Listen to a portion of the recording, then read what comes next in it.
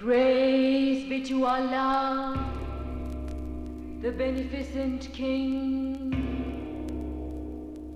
the creator of the universe, Lord of the three worlds, who set up the firmament,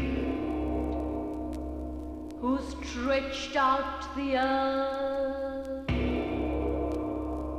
even as a bed.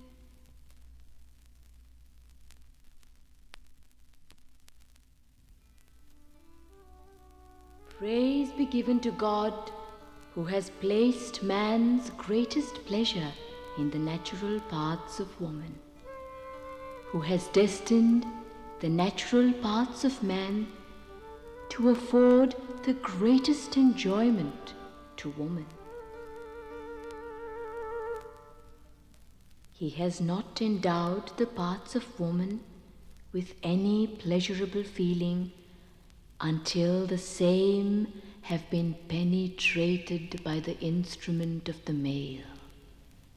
And likewise, the sexual organs of man know neither rest nor quietness until they have entered those of the female.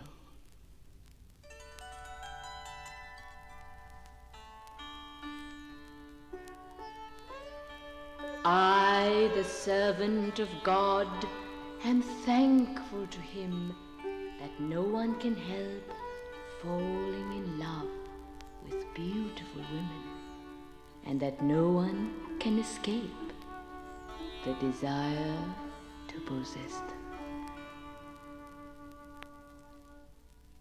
I testify that there is only one God, and that he has no associate.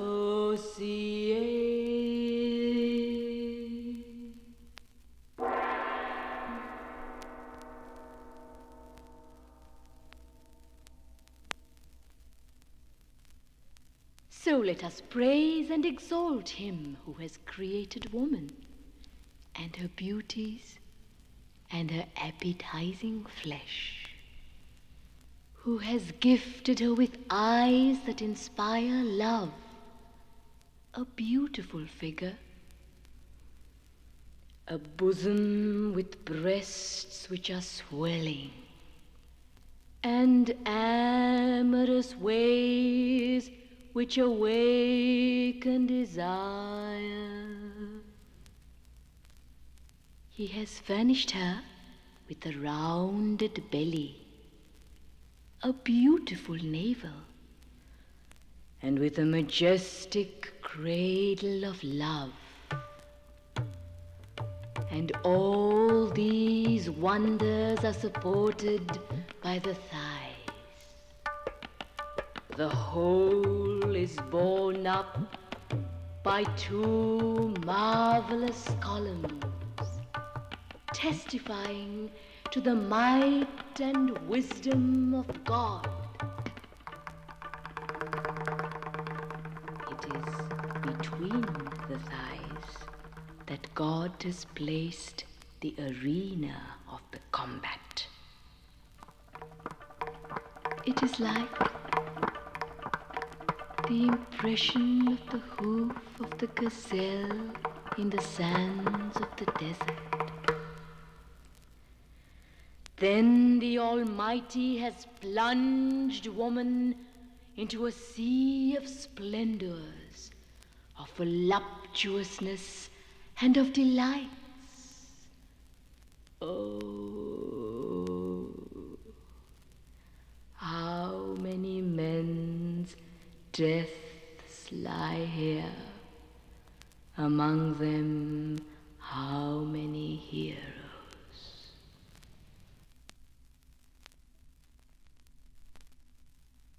Learn, O hearer, that there are different sorts of men, that among these are those who are worthy of praise. Such a one will be well beloved of women. For as the poet says, I have seen women trying to find in young men the durable qualities which grace a man of full power. The beauty, the enjoyment, the reserve, the strength to furnish forth a long, drawn-out ecstasy. Such is the man whose company gives pleasure to women, and who will ever stand high in their esteem. The man who deserves favors is, in the eyes of women, the one who is anxious to please them. He must be of good presence, excel in beauty those around him, be of good shape and excellent proportions, true and sincere in his speech with women. He must likewise be generous and brave and pleasant in conversation. He must always keep his word and do what he has promised. He whom God helps is invincible.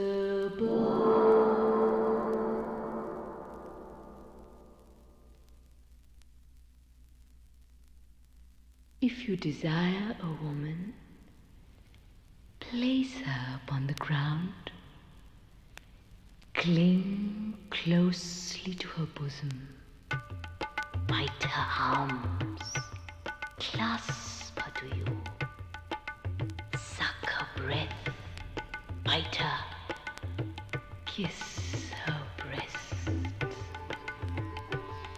lavish kisses upon her navel and her thighs.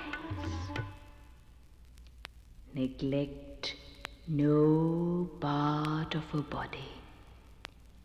Intertwine her legs with yours, so as to make her faint with pleasure. When you see her so far gone, turn her over in the bed. Now on her back, now on her stomach, till you see by her eyes that the time for pleasure is near.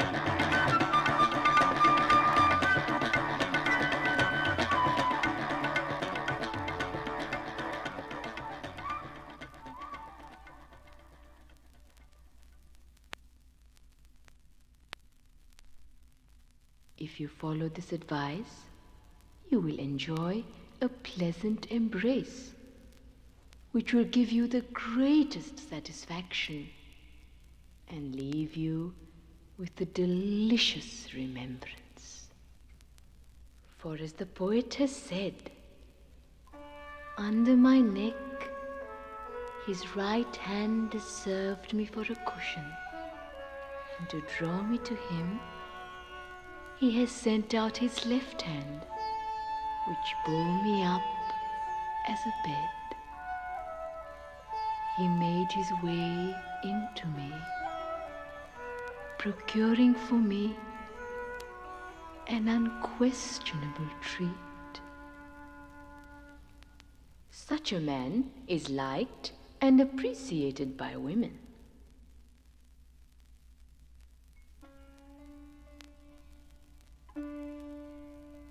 The tender kiss puts into connection soul with soul, body with body. Without kissing, no kind of movement or position will procure the fullest pleasure. And those positions in which the kiss is not practicable are not entirely satisfactory. And for this reason it is said, "You kiss my hand, my mouth should be the place. It was a fond kiss you gave me, but it is lost. The hand cannot appreciate the nature of a kiss."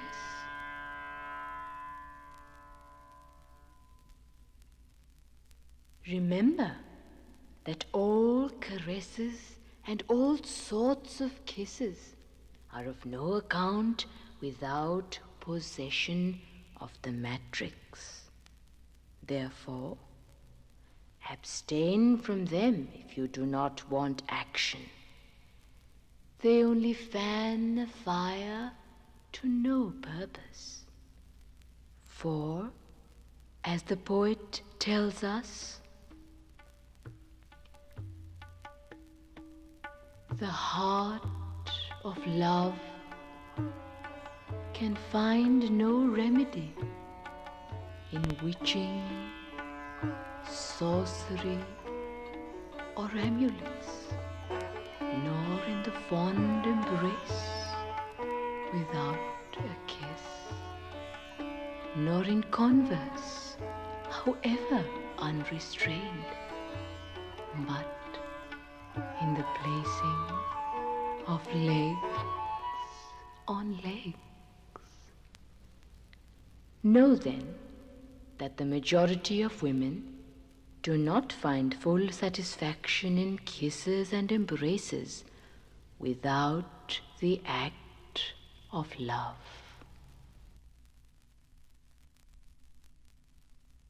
Woman is like a fruit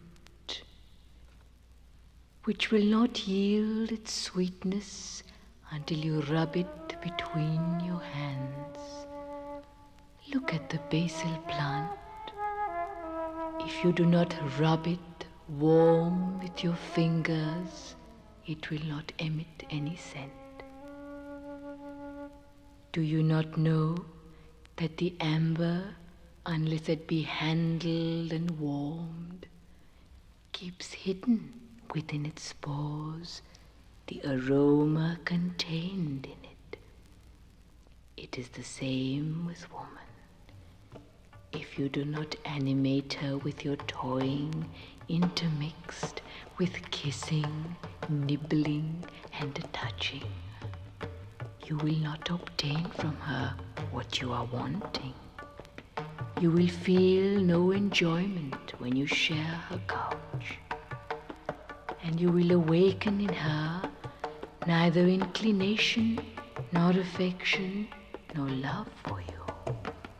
All her qualities will remain hidden. Believe me, the kisses, nibblings, suction of the lips, the close embrace, the visits of the mouth to the nipples of the bosom, the sipping of the fresh saliva, these are the things to render affection lasting. This it is which gives birth to love.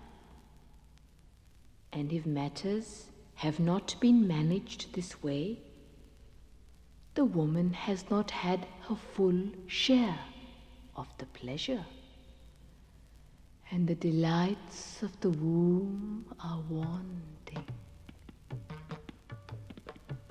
Know that the woman will not feel her desires satisfied and will not love her rider unless he is able to act up to her womb. In acting thus, the two orgasms take place simultaneously, and enjoyment comes to the man and woman at the same moment.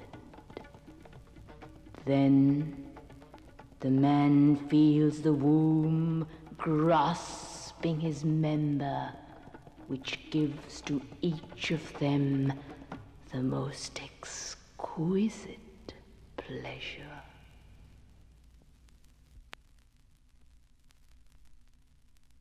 Women are divided according to their affairs and doings. Some are always in spirits and joyful, others in tears. I alone am indifferent to all such matters. My whole ambition is for love. No doubt or mistake about that. If I am without a man, my state becomes frightful. My body burns with a fire which cannot be quenched. Look at me, there it is. Admire its beauty. It calms the heat of love and quenches the hottest fire by its movement. Oh, my hope, my apple. Oh, noble and generous prince.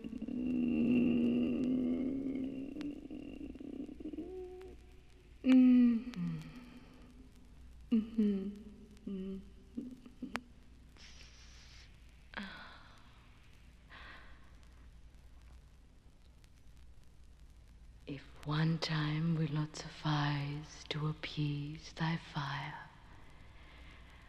I shall do it again, so as to give satisfaction. In the name of God, do not reproach me. Let me come to you. Do not repel me. Let me come to you. Like one that brings drink to the thirsty, hasten, hasten. Do not withhold from me love's joys. Give yourself up to me.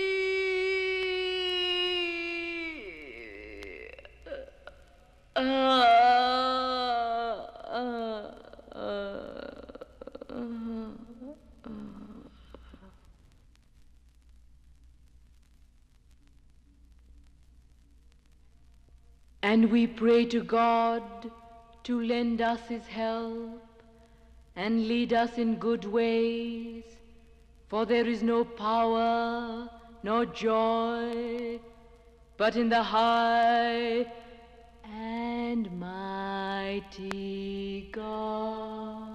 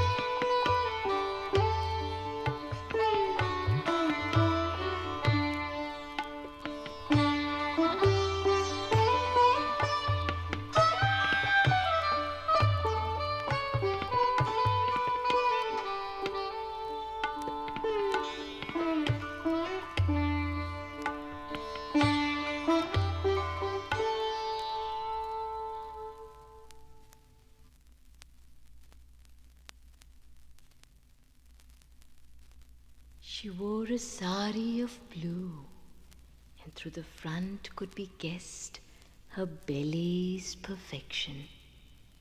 Like lightning, her beauty flashed upon me through her veils. How shall I describe her? Her glances, ever quick in expression, knew no rest. So many and so pretty were the ornaments she wore, that it seemed as if 100 golden bees had settled upon her. As she walked, I saw that her movements were slow as the gliding of a wild swan. Never, in truth, have my eyes beheld lovelier vision. The music of her golden anklets, sounding the 5th note of the scale, was honey sweet. In her own thoughts she passed by, swaying. Such was the entrancing picture that I beheld. When she laughed, nectar drops in hundreds rained down from her eyes. Her waist was slender as a lioness, and made me think of the form of the in-tapering tambori drum. Her behind was rounded like a chariot wheel. On her lotus-like feet danced little bells, circling and sparkling about her. Her toes were lacquered and shone far more brightly than the sun. I could not look upon her body.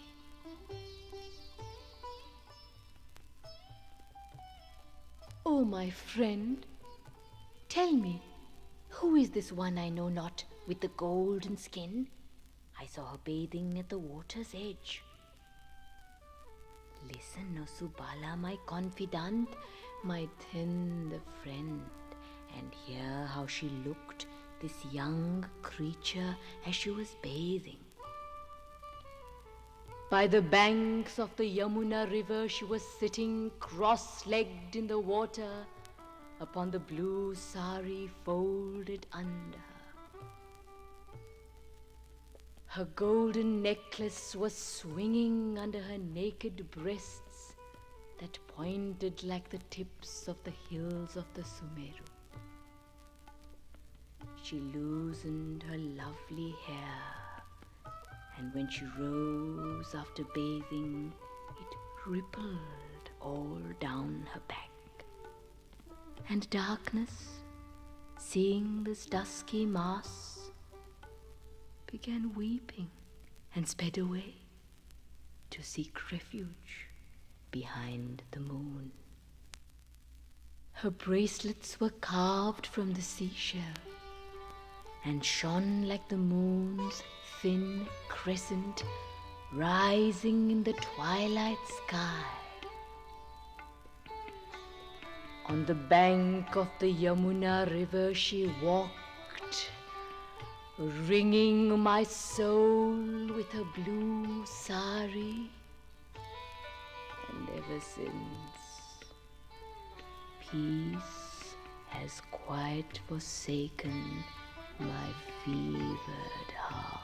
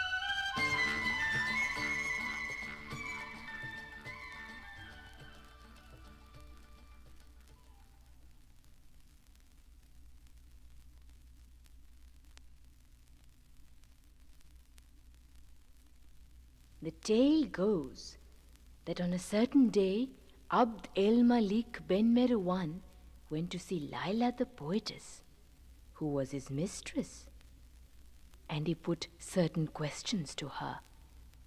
Amongst other things, he asked her what were the qualities which women looked for in men. Leilla answered him with this verse: "O my master, they must have cheeks smooth like yours." "And what besides?" said Ben Marwan.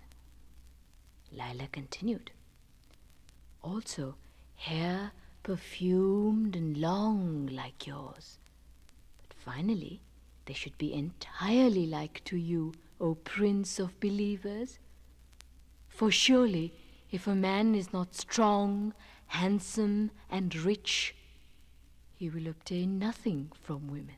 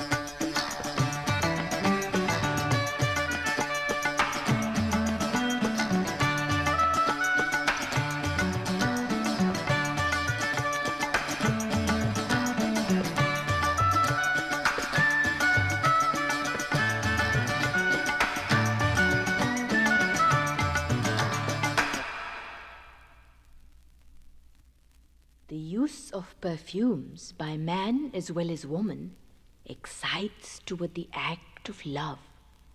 The woman, inhaling the perfume of the man, becomes intoxicated, and the use of scents has often proved a strong help to man and assisted him in getting possession of woman.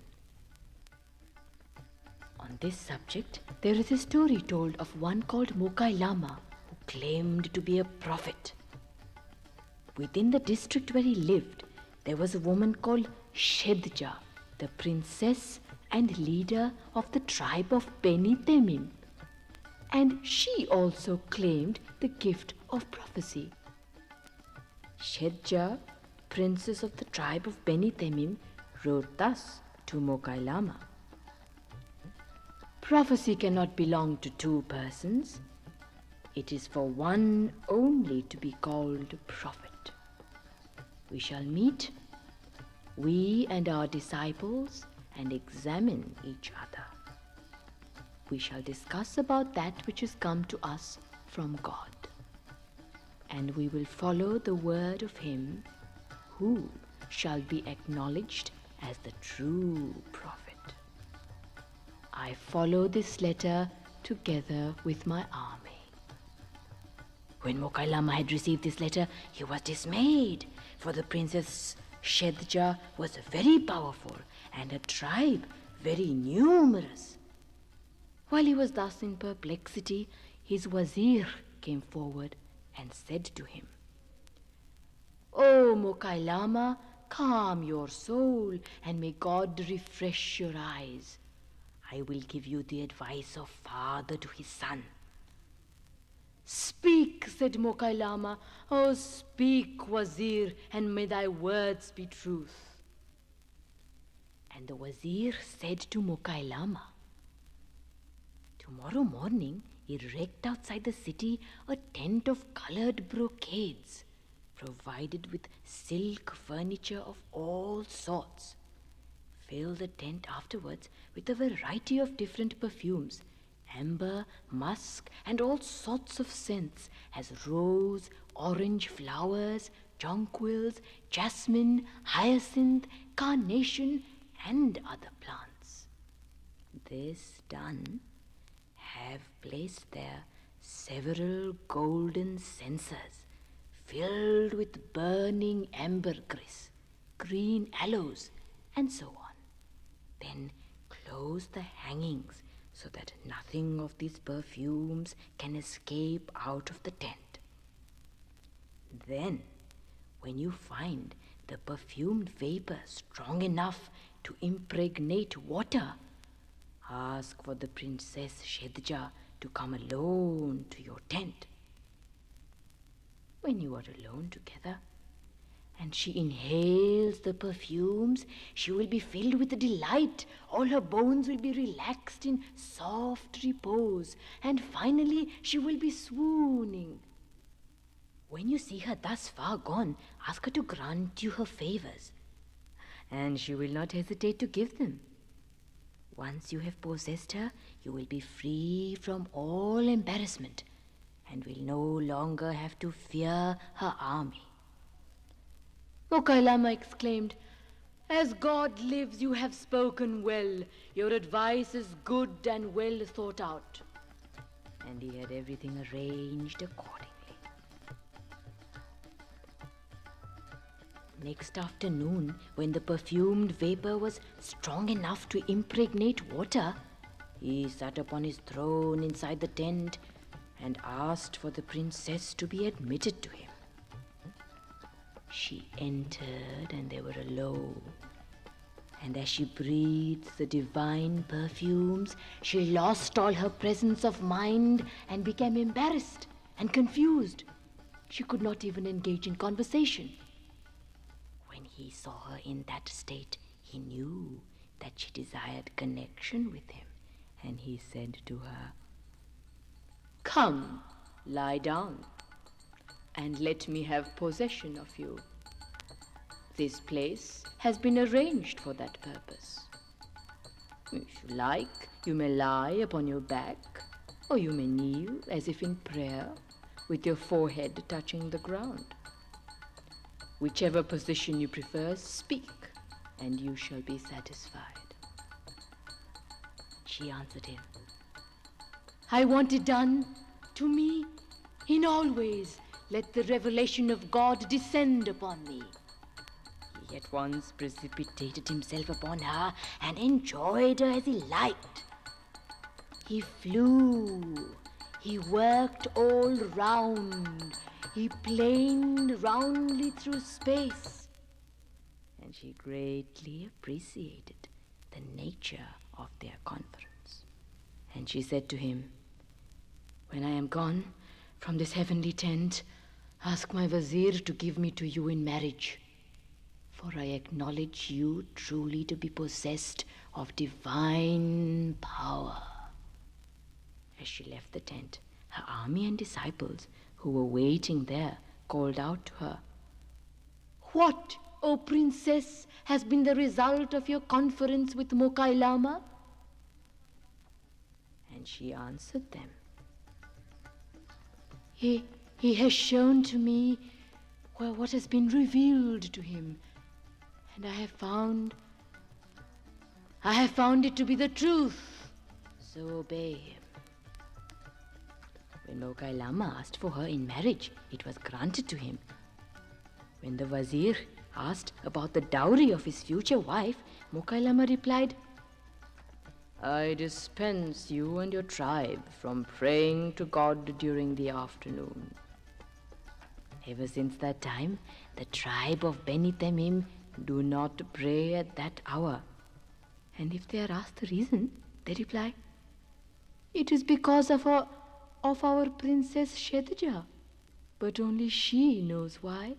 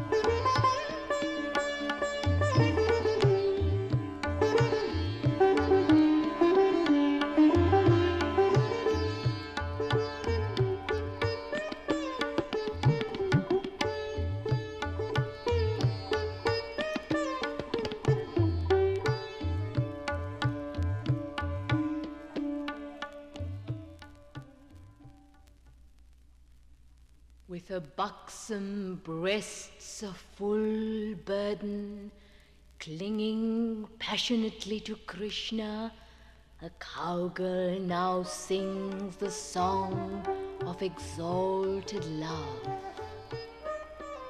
Into the god's face, into those eyes made restless and liquid with love at a caressing touch, another gazes in fondest girlish ecstasy.